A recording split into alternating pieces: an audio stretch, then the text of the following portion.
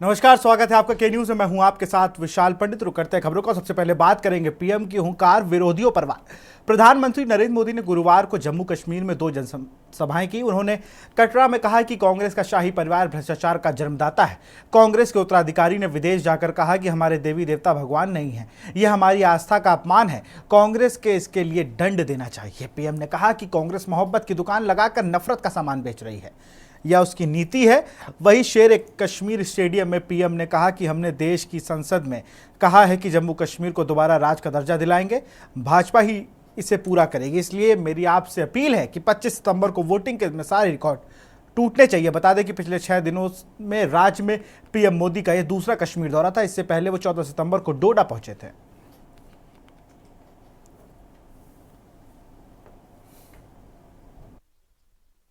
कुछ दिन पहले जब मैं जम्मू कश्मीर आया था तो कहा था कि जम्मू कश्मीर की बर्बादी के लिए 3 खानदान जिम्मेदार है। और तब से दिल्ली से लेकर जम्मू कश्मीर तक ये लोग बौखलाए हुए हैं। इन 3 खानदानों को लगता है कि इन पर कोई कैसे सवाल उठा सकता है। इन 3 खानदानों को लगता है जैसे तैसे कुर्सी पर कब्जा जमाना और फिर आप सबको लूटना, ये इनका पैदाइशी हक है। और इसी खबर पर अधिक जानकारी के साथ दिल्ली से हमारे विशेष संवाददाता अखिलेश सिंह फोन लाइन पर जुड़ चुके हैं। अखिलेश, अगर बात की जाए तो लगातार जम्मू कश्मीर में जब से चुनाव की घोषणा हुई तब से लगातार जो कश्मीर का राज्य का दर्जा दिलाने की बात को बहुत प्रायोरिटी पे रखी है भारतीय जनता पार्टी। और लगातार 370 को लेकर बयान विपक्षी खेमे की बात हम एनसी की करें, एनसीपी की करें या फिर हम बात करें कांग्रेस की, ये लगातार इस चर्चा को लेकर आ रहे हैं। लेकिन अपने स्टैंड पर अभी भी भारतीय जनता पार्टी क्लियर है कि हम पूर्ण राज्य का दर्जा उसको दिलाएंगे, और इसका वादा फिर नरेंद्र मोदी ने आज कर दिया। जम्मू कश्मीर में चुनाव के दौरान प्रधानमंत्री का आज दूसरा दौरा था। प्रधानमंत्री ने आज 2 चुनावी जनसभाओं को संबोधित किया, पहली कटरा में और दूसरी श्रीनगर में संबोधित किया। प्रधानमंत्री ने दोनों जनसभाओं में कांग्रेस और नेशनल कॉन्फ्रेंस को निशाने पर रखा। प्रधानमंत्री ने कहा कि जो तरह से यहाँ के बच्चों को ये लोग पढ़ने नहीं देते थे, स्कूल नहीं भेजते थे, बल्कि उनके हाथों में पत्थर पकड़ाते थे। जब से भाजपा ने यहाँ कमान संभाली है तब से 1500 स्कूल सही किए गए हैं। इसमें से हजारों की संख्या में बच्चे पढ़ने जाते हैं, उनके हाथ में किताबें हैं। अब वो पत्थरबाजी के बारे में नहीं सोचते हैं, जबकि नेशनल कॉन्फ्रेंस और कांग्रेस और पीडीपी इस तरह के कारनामे करती थी कि बच्चों को स्कूल जाने से रोकती थी। यहाँ पर किसी तरह के कार्यक्रम नहीं हो पाते थे। चुनाव जनसंपर्क अभियान जो आजकल चल रहा है वो शाम 5 बजे बंद हो जाता था। घाटी में जो पत्थरबाजी की घटनाएं थी वो पूरी तरह से समाप्त हो गई हैं। उन्होंने कहा कि अगर बीजेपी की बात की जाए तो बीजेपी ने यहाँ योजनाओं पर योजनाएं चलाई हैं। उन्होंने कहा अमन बहाली के लिए ईमानदारी से बीजेपी जुटी है और लगातार काम कर रही है। एजुकेशन इंस्टीट्यूट खोले गए हैं, इंटर कॉलेज खोले गए हैं, डिग्री कॉलेज खोले गए हैं, मेडिकल कॉलेज खोले गए, IIT यहाँ पर खोले जा रहे हैं, एम्स जैसी सुविधाओं, इस तरह के अस्पताल खोले जा रहे हैं। इस तरह के युवाओं को रोजगार देने के लिए अवसर पैदा किए जा रहे हैं। इन तमाम तरह के काम भाजपा कर रहे हो। खासकर भाजपा सरकारें यहाँ पर स्किल डेवलपमेंट के माध्यम से युवाओं को रोजगार देने का काम कर रही। इसके अलावा कहा कि कश्मीर के युवाओं पर, नौजवानों को कभी इन पार्टियों ने बढ़ने नहीं दिया। जब 25 साल 20 साल का नौजवान होता था तो उसको पढ़ाई लिखाई से महरूम कर उसको पत्थरबाजी में लगा देते थे। तो उन्होंने कहा कि घाटी में इस तरह की अशांति रहती थी और इसी बहाने ये खानदान सरकार चलाते थे और लोगों को बेवकूफ बनाते थे और इनको लोगों को दहशतगर्द में भी उलझाए रखते थे। इस तरह के बात की। इसके साथ ही साथ प्रधानमंत्री ने कहा कि 370 जिस तरह से हटाई गई और जिस 370 के बाद पूर्व तरह से जब केंद्र शासित प्रदेश बनाया गया, उन्होंने कहा कि जो इसका पूर्व दर्जा था हम उसको प्रदेश फुल प्रदेश बना देंगे और उसकी जो ताकतें थी वो फिर उसी तरह से काम करेंगे, मुख्यमंत्री काम करेगा। लेकिन जो कांग्रेस और कांग्रेस पुरानी दिशा में ले जाना चाहती थी, उसको वो किसी भी हालत में उस दिशा में आप प्रदेश और जम्मू कश्मीर को जाने नहीं देंगे। यहाँ तक भी पदेन ने कहा कि कांग्रेस का जो घोषणा पत्र आया उसको लेकर पाकिस्तान में बैठे हुए इन लोगों के आका भी खुश हैं, इन लोगों के जो संबंध जिन लोगों से उन लोगों से भी वो लोग खुशी जाहिर कर रहे हैं। इससे लगता है कि नेशनल कॉन्फ्रेंस और कांग्रेस फिर जम्मू कश्मीर को उसी रास्ते पर ले जाना चाहती है जिस रास्ते पर इन पार्टियों ने पहले पहुंचाया और खूब राज किया और लूटा और यहाँ के नौजवानों को बेरोजगार बनाया। विशाल जी बिल्कुल, बहुत बहुत शुक्रिया अखिलेश तमाम जानकारी के लिए आपका।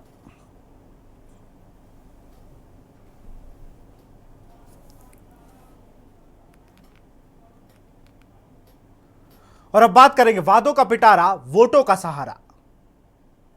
भाजपा के राष्ट्रीय अध्यक्ष जेपी नड्डा ने रोहतक से हरियाणा विधानसभा चुनाव को लेकर पार्टी का घोषणा पत्र जारी किया, जिसमें महिलाओं और ग्रामीण क्षेत्रों के विकास का विशेष ध्यान दिया गया।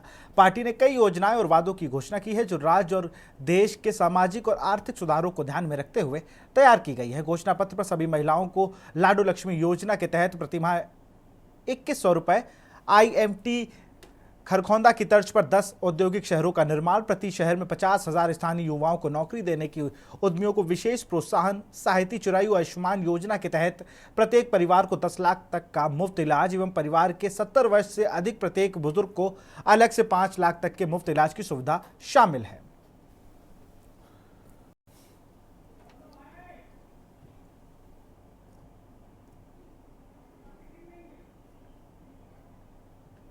महिलाओं को लाडो लक्ष्मी योजना के तहत वित्तीय सहायता प्रदान करने के लिए प्रति माह 2100 रुपए का 2100 रुपए का सहायता प्रदान की जाएगी।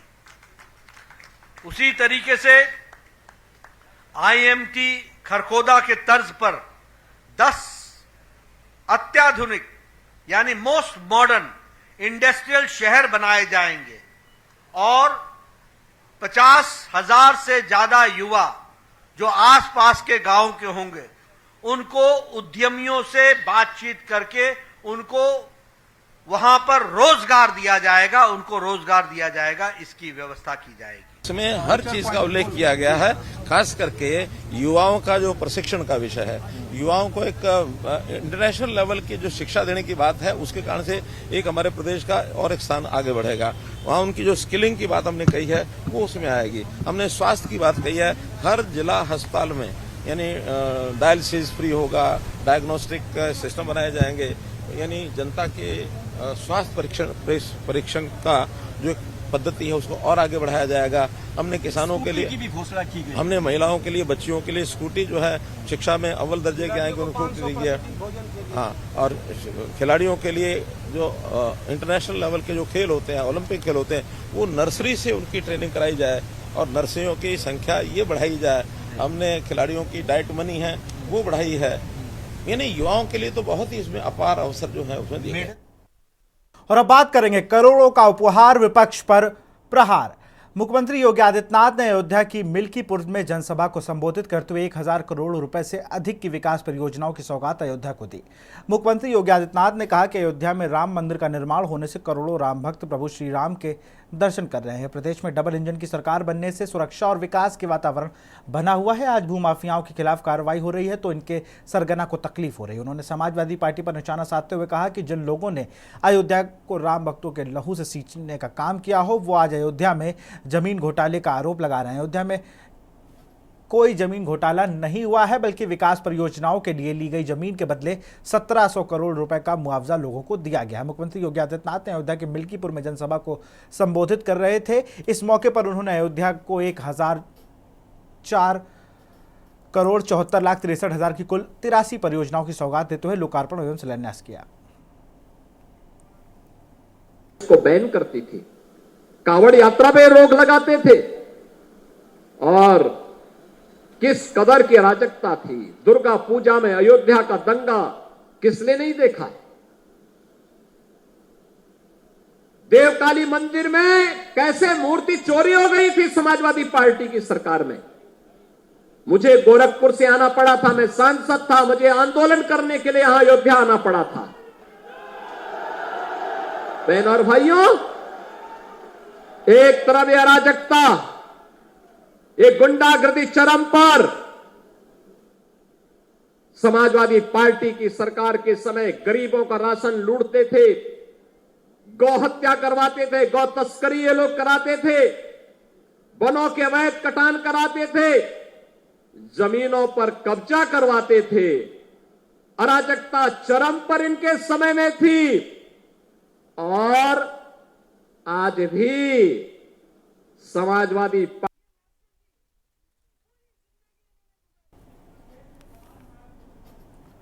और अब बात करेंगे अखिलेश का सवाल, मायावती का समर्थन। एक देश एक चुनाव के प्रस्ताव को केंद्रीय कैबिनेट से अनुमति मिलने पर बसपा सुप्रीमो मायावती ने जहां इसका समर्थन किया, वहीं सपा अध्यक्ष अखिलेश यादव ने कई सवाल उठाए। पूर्व मुख्यमंत्री मायावती ने एक्स पर लिखा कि एक देश एक कानून पर हमारी पार्टी का स्टैंड सकारात्मक है, लेकिन इसका उद्देश्य देश व जनहित में होना जरूरी है। वहीं सपा प्रमुख अखिलेश यादव ने सवाल उठाते हुए कहा कि लगे हाथ महाराष्ट्र, झारखंड के विधानसभा चुनाव व यूपी के उपचुनाव भी घोषित करवा देते। जनता पूछ रही है कि आप अपने राष्ट्रीय अध्यक्ष का चुनाव अब तक क्यों नहीं करा पा रहे हैं।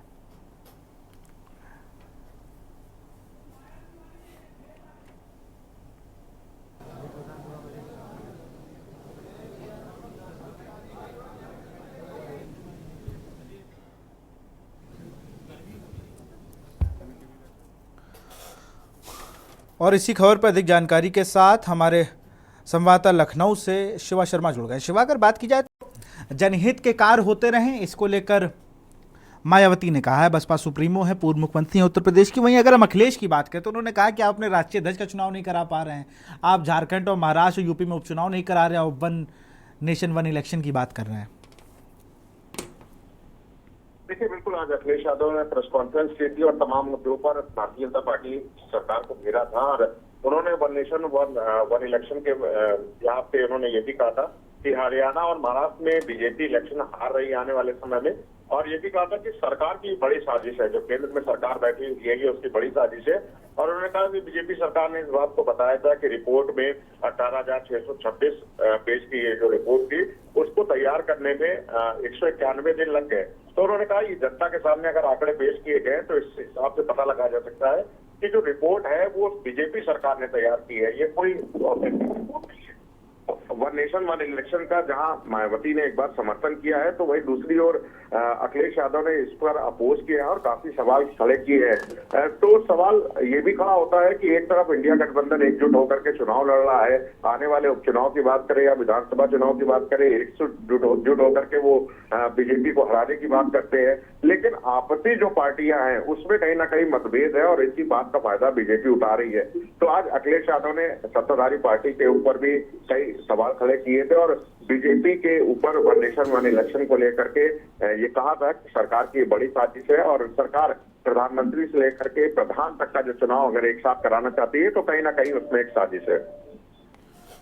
बहुत बहुत शुक्रिया शिवा तमाम जानकारी के लिए आपका।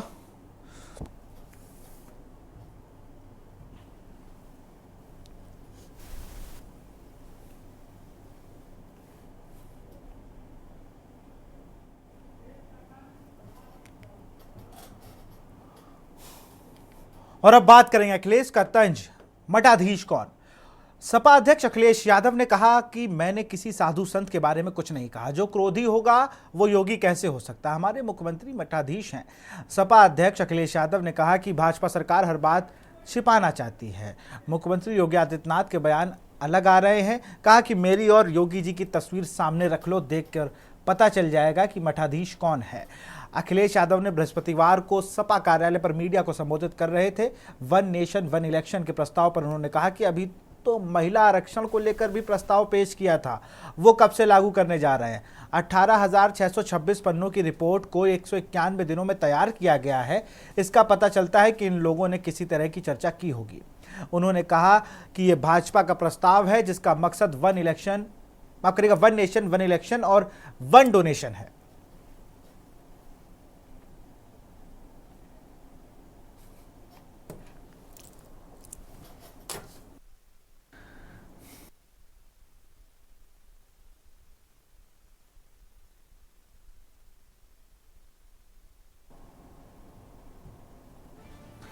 तो सीएम योगी के बयानों पर निशाना साधा है अखिलेश यादव ने।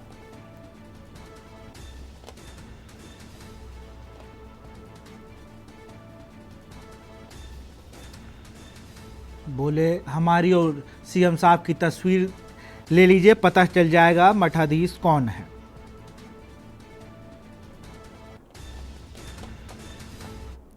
इसी खबर पर अधिक जानकारी के साथ शिवा शर्मा हमारे संवाददाता फोन लाइन पर जुड़ चुके हैं। शिवा, अगर बात की जाए तो पूर्व सीएम और सीएम के बीच जुबानी जंग बहुत तेज हो गई है। आज मैं सुन रहा था जिस तरीके से उन्होंने कहा कि सीएम योगी ने कि माफियाओं के सामने नाक रगड़ते थे कुछ लोग, अब उसके उलट जब अखिलेश यादव बयान दे रहे हैं, कह रहे हैं कि भाई मेरी फोटो और सीएम साहब की फोटो उठा लीजिए, देख लिए मठाधीश कौन है। बिल्कुल विशाल, अब दोनों एक चाहे वो मौजूदा सरकार में सीएम की बात हो मुख्यमंत्री योगी आदित्यनाथ की या फिर पूर्व सीएम अखिलेश यादव रहे उत्तर प्रदेश की उनकी बात हो, अब दोनों के बीच में जुबानी जंग बहुत ज्यादा तेज हो गई है। जब किसी भी जनसभा को या कार्यक्रम को संबोधित करते हैं मुख्यमंत्री योगी आदित्यनाथ तो कहीं ना कहीं समाजवादी पार्टी को वो आड़े हाथों लेते हैं और उस पर बयानबाजी करते हैं और उसका पलटवार भी पूर्व मुख्यमंत्री अखिलेश यादव करते हैं। आज भी अखिलेश यादव ने मीडिया को संबोधित करते हुए ये कहा था कि जब उनसे पूछा गया कि मुख्यमंत्री योगी आदित्यनाथ ने कहा है कि जब 2017 से पहले अखिलेश यादव की सरकार थी उत्तर प्रदेश में, तब महिलाएं और बेटी उत्तर प्रदेश में सुरक्षित नहीं थी। दंगाइयों में अखिलेश यादव के समर्थक जो हैं वो साथ में रहते, तो उन्होंने माफिया का साथ देते। तो उन्होंने इस बात को लेकर के कहा कि अगर हमारी फोटो और मुख्यमंत्री योगी आदित्यनाथ की फोटो अगर एक साथ रख करके देखेंगे तो आपको पता लग जाएगा कि उसमें माफिया कौन है। तो सीधे सीधे योगी आदित्यनाथ के ऊपर उन्होंने बहुत बड़ा खुला चैलेंज किया है और उन्होंने इस बात को भी कहा कि ऐसा पहली बार हुआ है भारत देश में कि पहली बार कोई मुख्यमंत्री रहते हुए अपने ऊपर जो मुकदमे लगे हुए थे सांसदी के तौर पर या उससे पहले खुद मुख्यमंत्री रहते हुए उन्होंने अपने ऊपर मुकदमे हटवाए हैं। तो एक बड़ा चिंताजनक विषय है। अखिलेश यादव ने इस बात को कहा है और ये भी कहा है कि मुख्यमंत्री अपने ऊपर जितने भी जो आरोप होते हैं उसको निराधार बताते हैं और जितना भी ठिकरा होता है वो समाजवादी पार्टी के नेताओं के ऊपर और समाजवादी पार्टी के मुखिया के ऊपर फोड़ते हैं। तो कहीं ना कहीं समाजवादी पार्टी को एक तरीके से दलदल के अंदर धकेलने की, उसे बदनाम करने की और साजिशन लोगों को फंसाने की बात करते हैं। तो बीजेपी सरकार लगातार ऐसे लोगों के ऊपर निशाना साध रही है, खासतौर से माइनॉरिटी के ऊपर, कि जिससे समाजवादी पार्टी के ऊपर और समाजवादी पार्टी के नेताओं के ऊपर एक डेंट लगे और उससे इसकी छवि खराब हो। अखिलेश यादव ने कहा है और साफ तौर से उत्तर प्रदेश सरकार के अंदर जो एक पुलिस की यूनिट काम कर रही है, स्पेशल टास्क फोर्स, उसके ऊपर भी तमाम सवाल खड़े किए हैं और उन्होंने एसटीएफ को कहा है कि बीजेपी के इशारे पर एसटीएफ की टीम काम करती है, लोगों का एनकाउंटर करती है, लोगों को फंसाने का काम करती है। ये तमाम आरोप लेकर के आज अखिलेश यादव ने अपने पार्टी कार्यालय में प्रेस कॉन्फ्रेंस की थी और सत्ताधारी पार्टी पर लगातार निशाने साधे थे और इस बात को भी कहा था कि जौनपुर के 11 लोग एसटीएफ में अधिकारी बनकर पोस्ट है और जौनपुर के किसी एक व्यक्ति के कहने पे सारी पोस्टिंग हुई है। तो उन्होंने तमाम हिंट देते हुए सरकार को चेताया है और उनका कहना है कि उन सबको सभी अंदरूनी चीजों के बारे में पता है जो सरकार गुपचुप तरीके से करती है और वो मीडिया के सामने जरूरी जल्द ये बात रखेंगे। लेकिन कहीं ना कहीं जुबानी जंग दोनों के बीच में कहीं ना कहीं पार्टी लीडरों के ऊपर एक बहुत बड़ा असर छोड़ जाती है और उसके बाद में हम देखते हैं कि कई नेताओं की प्रतिक्रियाएं आती हैं।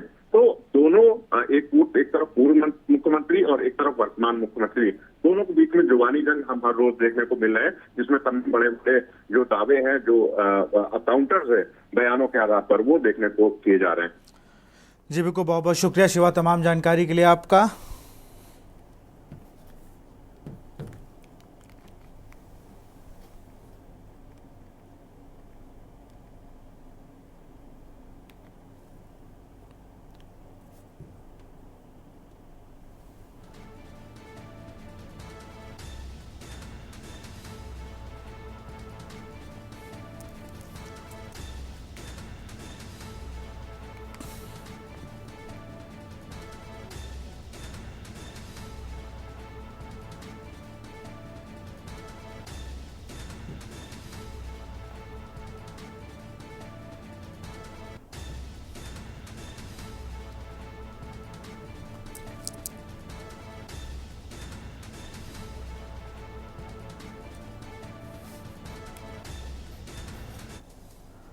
और अब बात करेंगे श्राद्ध, कर्मकांड, आस्था और दान। उत्तर प्रदेश में पितृपक्ष शुरू होते ही वाराणसी और प्रयागराज में बड़ी संख्या में लोग श्राद्ध करने पहुंचने लगे हैं। बता दें कि हिंदू धर्म में पितृपक्ष ऐसा वक्त होता है जब लोग अपने पूर्वजों की आत्मा की शांति के लिए अनुष्ठान करते हैं। मान्यता है कि इस दौरान पूर्वजों की आत्माएं धरती पर आती हैं। 16 दिन तक चलने वाले पितृपक्ष भाद्रपद की पूर्णिमा से क्वार महीने की अमावस्या तक चलता है। लोगों का मानना है कि श्राद्ध करने से उनके पूर्वजों की आत्मा को शांति मिलती है। गलत तरीके से किया गया अंतिम संस्कार या श्राद्ध कर्मकांड भी पितृदोष की वजह से होता है, जिसका असर पीढ़ियों पर पड़ता है।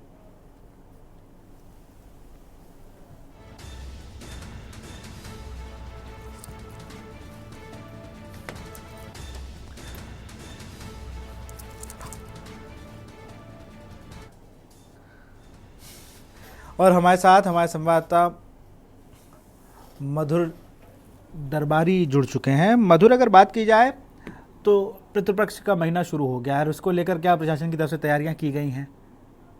मैं आपको बता दूं कि प्रयागराज जो है वो पवन धरती है, यहाँ पर संगम है, गंगा जमुना का अनुपम संगम है। यहाँ पे जो है मान्यता है कि लोग जो है यहाँ पे दूर दूर से आते हैं और केवल प्रदेश से शहर से ही नहीं बल्कि पूरे देश से जो है श्रद्धालु यहाँ पे आते हैं, क्योंकि इस संगम नगरी को जो है अपने आप एक पावन नगरी माना जाता है, बहुत ही पवित्र नगरी माना जाता है, क्योंकि यहाँ पे 3 नदियों का संगम है। ऐसे में यहाँ पे पितृपक्ष स्टार्ट हो चुके हैं और उसमें लोगों का जो श्रद्धालुओं का आना जाना लग गया है। और आज से नहीं कल से ही शुरू हो गया था और जल का जो चढ़ावा इसलिए शुरुआत हो गई थी और आज से पूरी तरीके से वो जो है यहाँ पे शुरुआत हो गई है और बहुत बड़ी मात्रा में श्रद्धालु यहाँ पर जो है श्रद्धालु आ रहे हैं और पितृओं का अपडेट जो है पार लगाने के लिए आ रहे हैं। ऐसा माना जाता है कि जो 16 दिन के पितृपक्ष चलने वाले हैं उसमें जो है जो पूर्वज हैं वो नीचे आते हैं, उतर के आते हैं धरती पे और सबको आशीर्वाद देते हैं। तो ऐसे में उनकी पूजा जो है और उससे जो है वो आशीर्वाद ग्रहण करना चाहते हैं, उनकी आत्माओं को तृप्त करना चाहते हैं। उसके लिए भी यहाँ पे जो लोग आ रहे हैं और बकायदा जो है उसकी